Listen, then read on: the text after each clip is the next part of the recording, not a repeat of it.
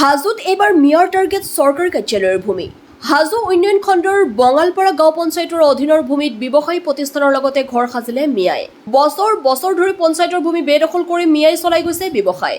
পঞ্চায়তখনৰ জাকিৰ হুছেইন নামৰ কৰ সংগ্ৰহকাৰী কৰ্মচাৰীগৰাকীয়ে বেদখলকাৰী মিয়াক বৰপীৰা পাৰি দি প্ৰতিখন ব্যৱসায়িক প্ৰতিষ্ঠানৰ পৰা বছৰেকত সংগ্ৰহ কৰিছে হাজাৰ হাজাৰ টকা।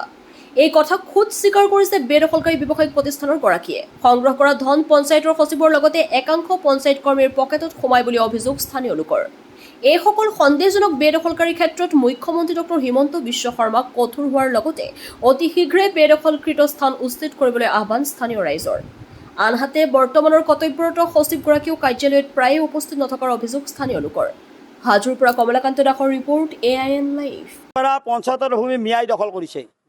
অবৈধ বাংলাদেশী মিয়া, যে অবৈধ বাংলাদেশী মিয়াই পঞ্চায়তৰ ভূমি দখল কৰিছে, পঞ্চায়তৰ ভূমিত দোকান পাতিছে, পঞ্চায়তৰ যে চৰকাৰী ভূমিত দোকান পাতি যি অংশই বেপাৰ কৰি আছে, আমাৰ চৰকাৰৰ মাটি, তাত আমাৰ ল'ৰা ছোৱালী খেল খেলিব, আমাৰ ল'ৰা ছোৱালী খেল খেলি আগবাঢ়ি যাব, দেশৰ আমাৰ নাম হ'ব। কিন্তু এই চৰকাৰী ভূমিত যে অবৈধভাৱে পঞ্চায়তৰ মাটিত যিসকলে দোকান কৰিছে, কাৰ ছত্ৰছায়াত কৰিছে? এইটো ছত্ৰছায়া নিশ্চয় পঞ্চায়তৰ সচিব, পঞ্চায়তৰ ছেক্ৰেটাৰী।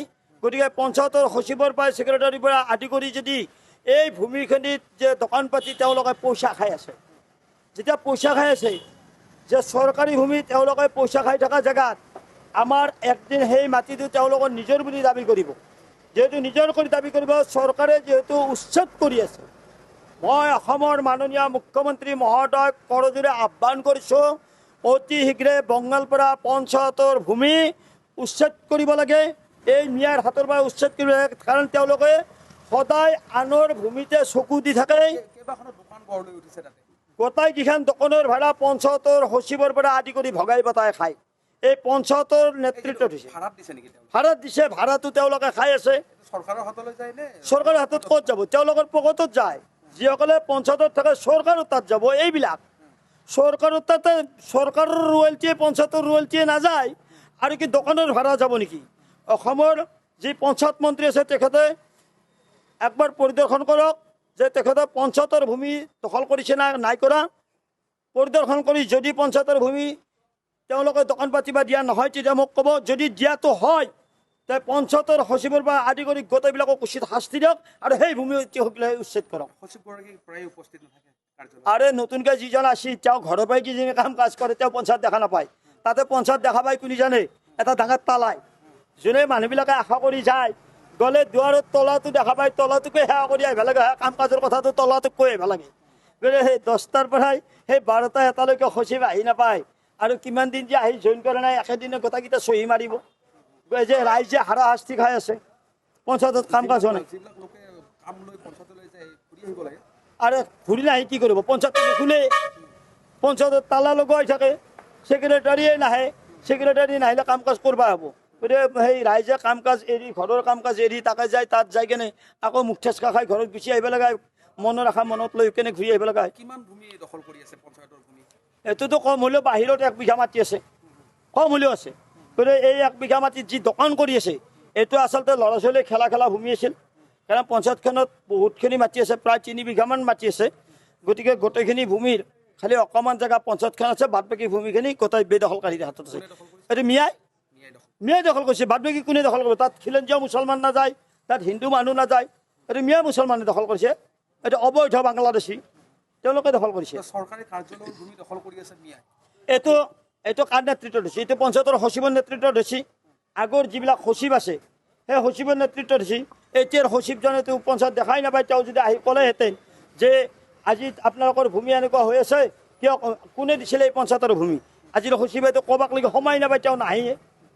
গতিকে মই পুনৰবাৰ আহ্বান কৰিছোঁ, যিহেতু অসমৰ মাননীয় মুখ্যমন্ত্ৰী মহোদয়ে এই অবৈধ যি বাংলাদেশে যি ভূমি দখল কৰি আছে, তাত বেদখল কৰি আছে, এই বেদখলকাৰীক অতি শীঘ্ৰে উচ্ছেদ কৰিব লাগে। কাৰণ তেখেতে কোনো ধৰণৰ কম্প্ৰমাইজ নকৰে বুলি আগতেও কৈছে আৰু এতিয়াও কৈছে, আৰু আমাৰ হাজোৰ বিধায়ক প্ৰকাশ দাস ডাঙৰীয়াও কৈছে।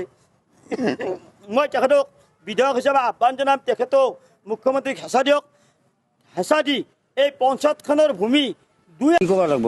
আপোনালোকে পঞ্চায়তৰ ভূমি দখল কৰি পেলাই দোকান দি আছে নেকি? হা? পঞ্চায়তৰ ভূমি দখল কৰি দোকান দি আছে নেকি?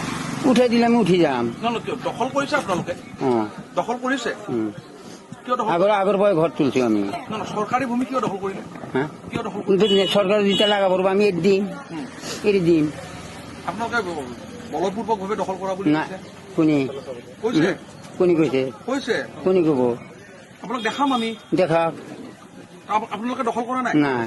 কি কৰিছে তেনেহলে? আগৰ পৰাই পঞ্চায়তৰ আগৰ পৰাই আমাৰ ইয়াতেই ঘৰ ইয়াতে। এইখিনি মাটি পঞ্চায়তৰ নহয়? এতিয়া পঞ্চায়তত দিছি। বুজি পোৱা নাই কথাটো কি ক'লে আপুনি? আগৰ পৰাই আমি দোকান দি আছো ইয়াতে। এই মাটিটো আমাৰ শস্যৰ মাটি পিছত এটা চাকৰিৰ কাৰণে পঞ্চায়তত দিছি। ইটাক লাগি চাকৰিটো হোৱা নাই, আমাকো কোৱা নাই যে তোনে উঠি যা। কিমান বছৰ আগত দিছিলে?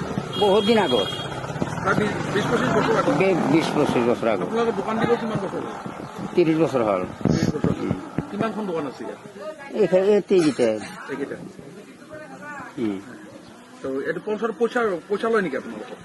আমি ভাড়া দিওঁ, কাক দিয়ে ভাড়াটো? জাকিৰো লয় জাকিৰৰ ঘৰ ক'ত? ইয়াতে। পঞ্চায়তৰ কিবা হয়? হা? চাকৰি কৰে। কি কৰে? চাকৰি কৰে। কিমানকে দিয়ে ভাড়া? 1000 দিওঁ বছৰ। বছৰত 1000? এখন দোকানত বছৰত দিয়ে নে মাহিলী দিয়ে? বছৰো 1000 কে দিয়ে। কাক দিয়ে? জাকিৰো লয়। জাকিৰে কি এই পঞ্চায়তত কাম কৰে? পঞ্চায়ত চাকৰি কৰে। যিকোনো খবৰ আৰু বিজ্ঞাপনৰ বাবে যোগাযোগ কৰক 7896121996।